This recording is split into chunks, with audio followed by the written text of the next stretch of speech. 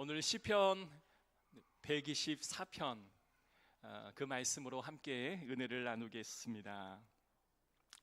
여러분들은 어떤 신앙을 가지고 살아가고 계시는지 한번 질문을 드리고 싶어요. 우리가 매일의 삶을 살아가고 있지만 그 삶 속에서 신앙을 기반으로 신앙의 힘을 내면서 살아가는 게 쉬운 것 같긴 하지만 쉽지가 않은 것 같아요. 우리가 교회를 다니기 때문에 신앙이라고 하는 게 있지 않겠습니까? 그런데 그 신앙의 모습을 가지고 하루하루 살아가는 것 자체가 그리 쉬운 것은 아닐 것 같아요.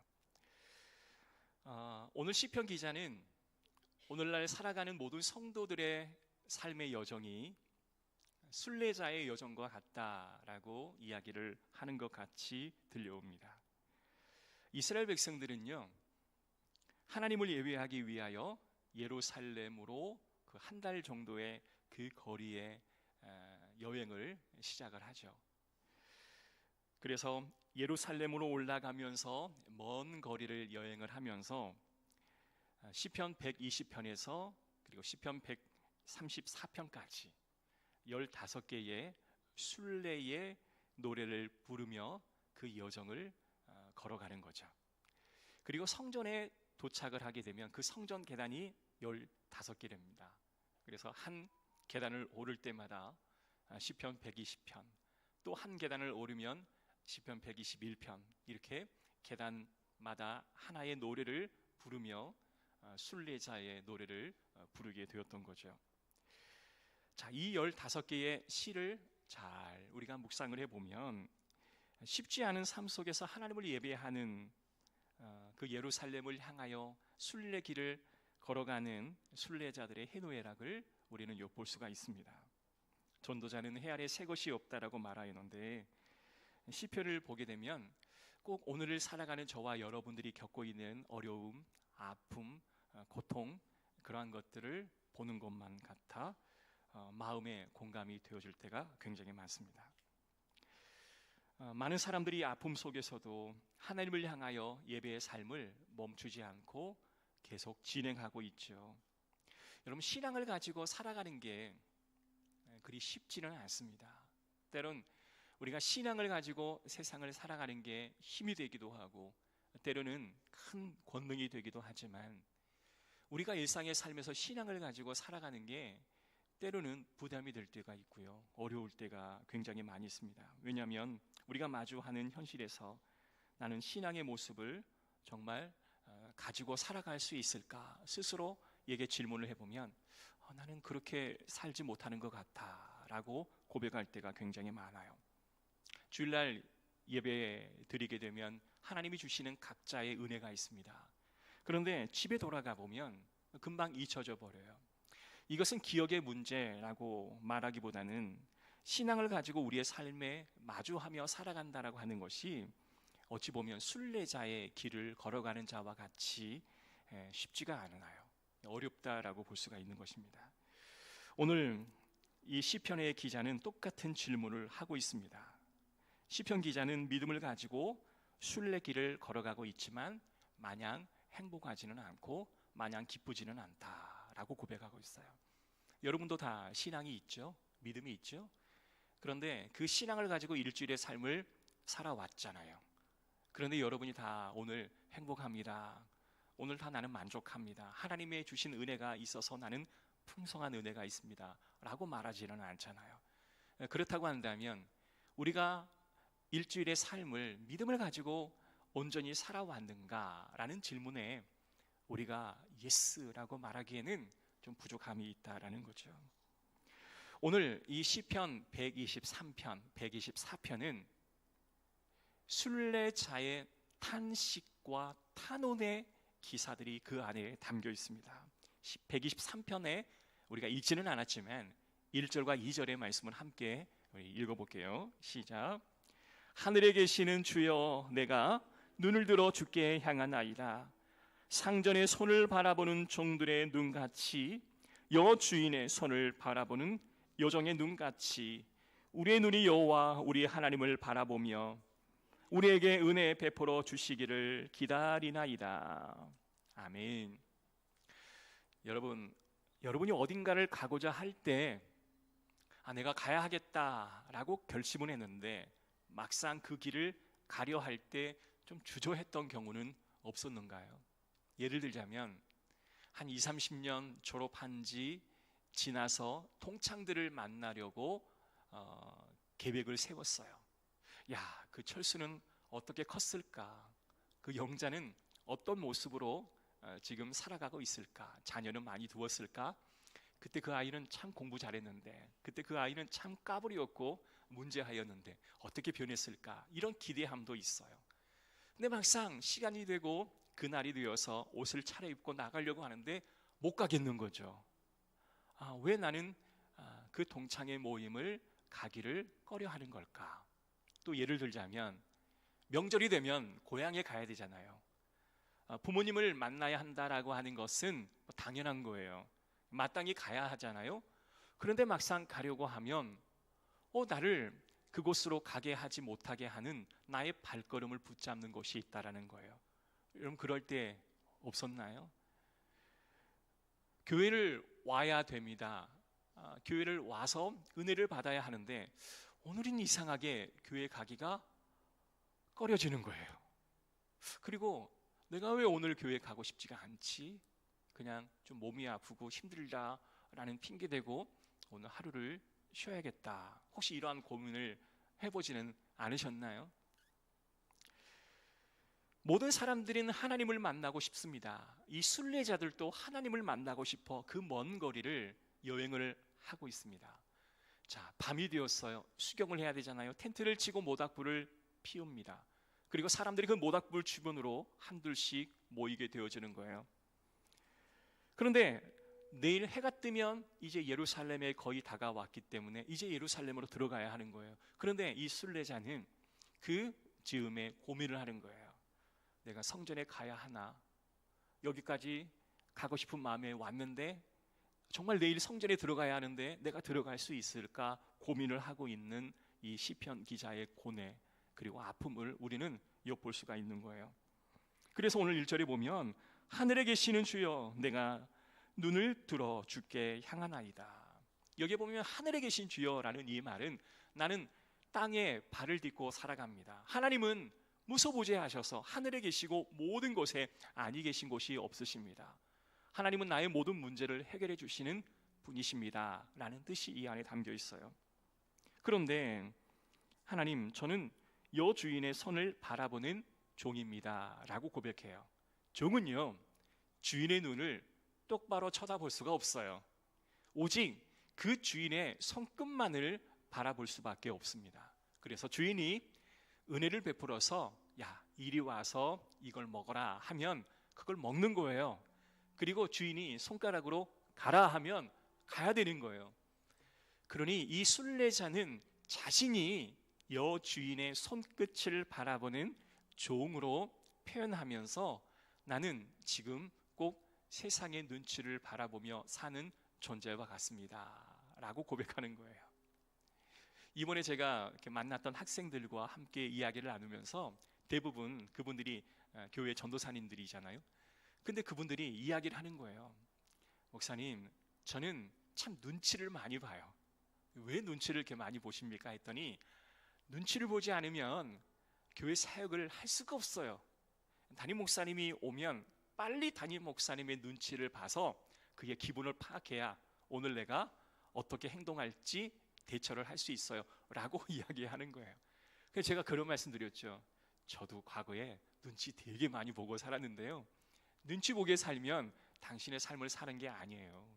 눈치 보고 살면 그 사람의 삶을 사는 거지 당신의 삶을, 당신의 사역을 한다라고 볼 수 없겠죠 라고 이야기해 줬더니 몇몇의 학생들이 깜짝깜짝 놀라는 것 같더라고요. 여러분, 눈치 보는 삶이 행복한 삶은 아니지 않습니까? 이 순례자는 내가 상전의 손끝만을 바라보며 눈치 보는 삶을 살아가고 있는 연약한 사람입니다 라고 고백하고 있어요. 여러분, 저와 여러분도 이 순례자의 모습과 동일하지 않으십니까? 우리들의 시선은 항상 노예와 같은 신분입니다 라고 고백할 수밖에 없는 거죠. 그래서 하나님의 손끝을 바라보고 있습니다 라고 고백하고 있는 거예요. 자, 1절의 말씀 보면 2절과 보면 눈을 들어 종들의 눈같이 여종의 눈같이 우리의 눈이, 그러니까 1절과 2절을 보니까 눈 이것을 반복합니다. 그런데요, 갑자기 2절부터 3절에 이르러서는 우리에게 은혜 베풀어 주시기를 기다립니다. 우리에게 은혜를 베풀어 달라고 지금 간구하고 있어요. 자, 보세요. 순례자는 눈을 바라보고 싶어요. 그러나 눈을 바라볼 수가 없어요.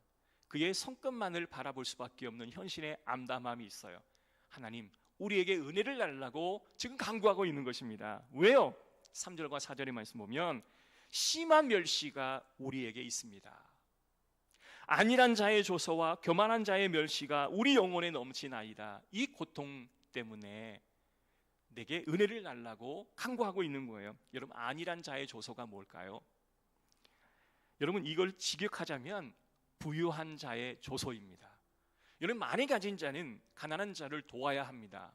그것이 바로 하나님이 물질 주신 은사의 목적을 달성하는 거죠. 그러나 부유한 자가 가난한 자를 돕지 아니하고 오히려 그들을 멸시하기까지 합니다. 조소하기까지 합니다. 그러니 얼마나 힘들겠습니까? 이러한 영혼들이 내 영혼에 넘칩니다 라고 고백하는 거예요. 이 시편 기자가 살아가는데 이것 때문에 너무너무 힘들다라는 거예요. 아니, 사람들이 나를 바라보고 위로해 주기는커녕 그냥 조소에 섞인 눈초리, 그런 말들 때문에 내가 살아가기가 너무 힘이 들다. 여러분, 이것은 신앙의 문제이기도 하지만 현실의 문제이기도 하죠. 나는 이렇게 힘든 삶을 사는데 우리 공동체가 다 힘들면 좋겠어요. 차라리 너도 힘들고 나도 힘드니 같이 힘들면 그나마 괜찮지 않겠습니까? 그런데 예루살렘 성전에 가보면 왜 그렇게 부유한 사람이 많은지, 왜 그렇게 권세가 높은 사람이 많은지, 나는 그들에 비하면 아무것도 하나님 앞에 드릴 수도, 그리고 사람 앞에 자신 있게 설 수도 없는 사람입니다 라고 하며 하나님을 배우고 싶긴 하지만 사람들의 관계 때문에 가기가 어렵습니다 라고 하는 자기 고백인 거죠. 그래서 동창회에 가지 못하는 이유가, 부모님을 만나러 가지 못하는 이유가, 왜 나는 남의 아들처럼 떳떳한 자식이 되어지지 못했을까? 부모는 항상 명절 때만 되면 옆집의 자녀는 이렇더라, 뒷집의 자녀는 이렇더라, 이런 말을 하면 왠지 내가 초라해지게 느껴지는 거죠. 교회 가보면 하나님을 만나고 싶어 갔지만 너무나 잘 사는 사람도 많고 그 안에 권력을 누리는 사람도 많아요. 그래서 상대적으로 나는 빈곤함을 느끼는 거죠. 그래서 이 순례자가 예루살렘 성전을 향하여 올라가면서 이 노래를 부르는 이 노래의 가사가 오늘 저와 여러분의 삶의 어떤 여정을 담고 있는 고백이 아닐까 싶습니다. 여러분, 우리는 이제 목장 모임을 하고 있죠. 이제 남성 목장과 여성 목장의 가장 큰 차이가 뭐라고 생각하세요? 남자나 여자나 함께 모이게 되면 첫 번째는요, 리더라고 하는 게 있습니다. 근데 앞에서 말씀을 인도하는 자가 리더가 아니에요. 우리는 그 사람은 보여지는 리더이지만 실질적으로 그 그룹의 리더는 따로 있는 거예요. 누군가가 무슨 일을 진행해 나갈 때 자신 스스로가 리더자로 자처하는 사람이 있어요. 어떤 사람은 방관자가 있을 수도 있고요, 어떤 자는 희생하는 사람도 있을 것이에요. 희생하는 사람은 어떤 사람일까요? 그룹이 어디로 가야 할지 갈피를 못 잡는 상황 속에서 자신이 누려야 할 것들을 포기하고 자신을 희생하면서 그 그룹을 살리게 하는 그런 역동을 일으켜내는 사람이 희생자예요. 그룹이 회생하고 소생할 수 있는 방법은 리더만 있어서는 안 되는 거죠. 희생자가 있어야 해요.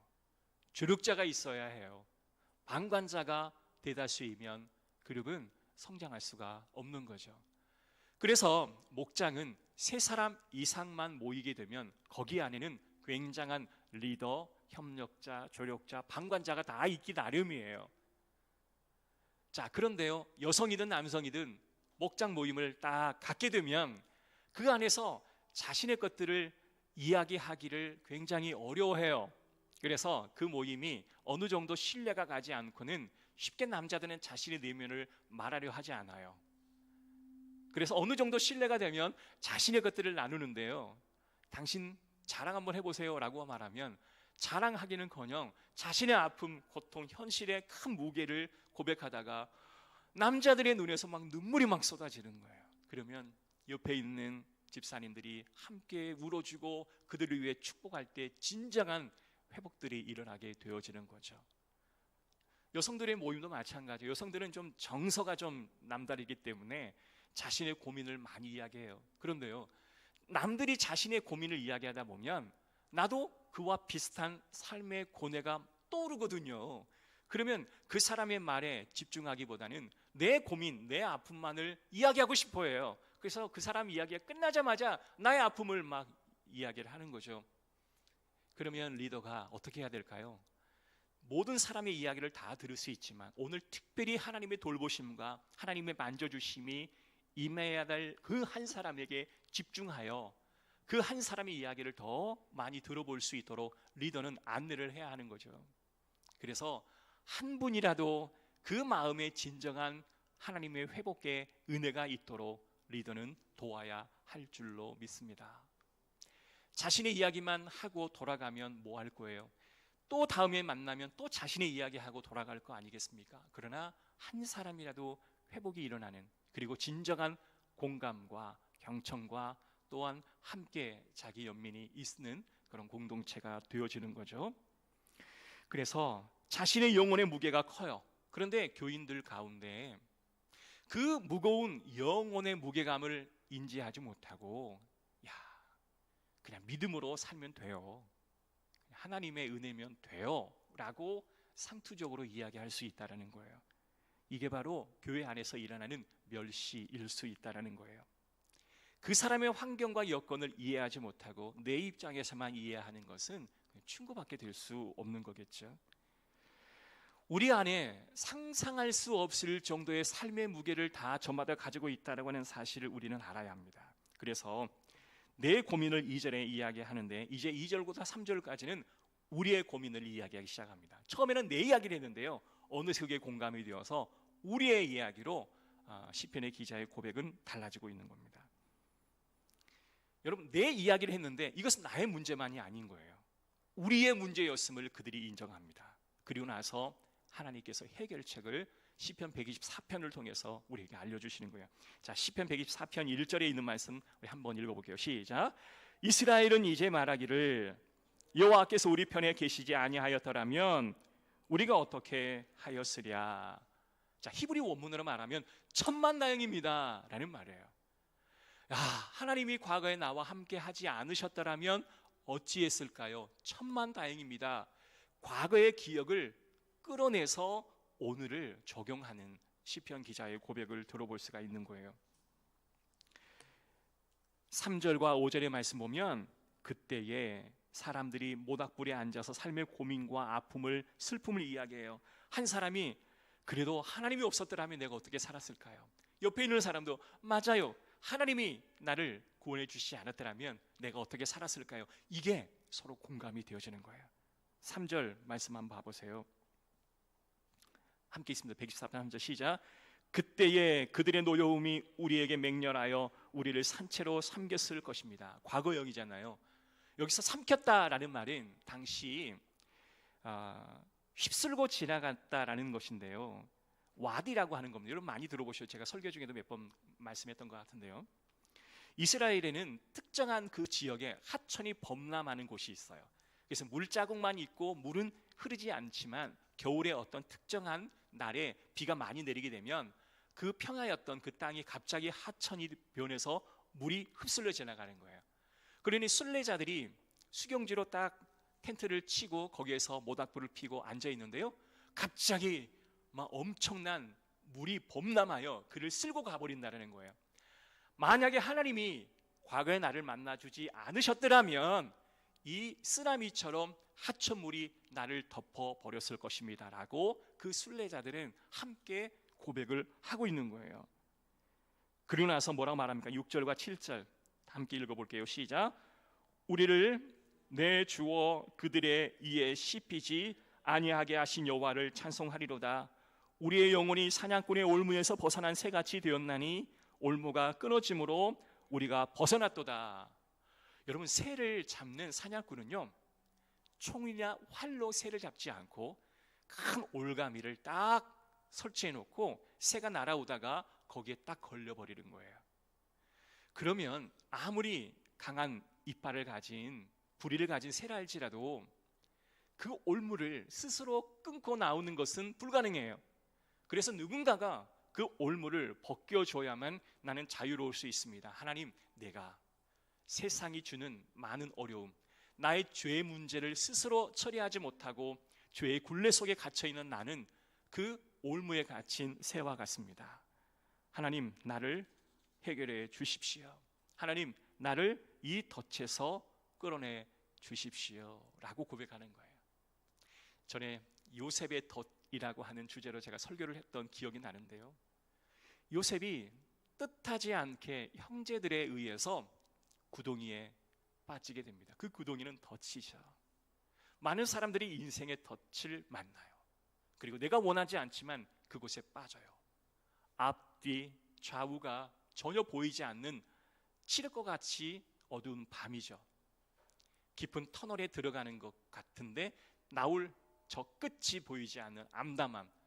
그런데 이 시편 기자는 하늘을 바라보니 하늘이 열려 있는 거죠.